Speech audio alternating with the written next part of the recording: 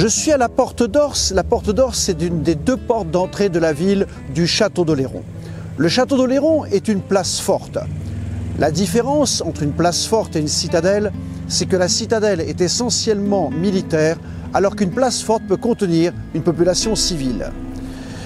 Les chaînes que l'on voit ici symbolisent le pont-levis d'autrefois. Chaque porte était fermée par un pont-levis.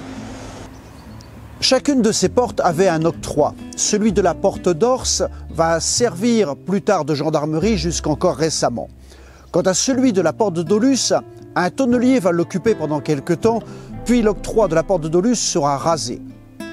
Vous l'avez compris, eu égard à une circulation de plus en plus importante, on va élargir l'accès au Château d'Oléron, on va raser les piliers et les portes sont désormais ouvertes. Il y a toutefois deux autres portes.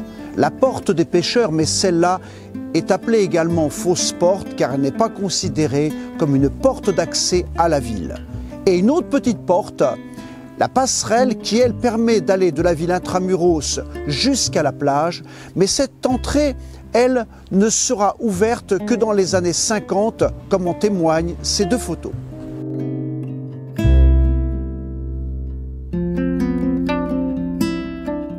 Tout alentour du rempart, il y a la douve. Celle-là est alimentée par de l'eau de mer. Et comme nous le constatons sur cette image, sous la Porte d'Ors autrefois, il y avait ce bâtard d'eau qui permettait de maintenir le niveau d'eau de la douve. Sur cet autre cliché, nous voyons qu'il n'y a à l'époque aucune cabane d'installer sur ce terre-plein. Les ostréiculteurs vont s'y installer par la suite. Aujourd'hui, ce sont des artistes, des artisans d'art qui occupent ces cabanes.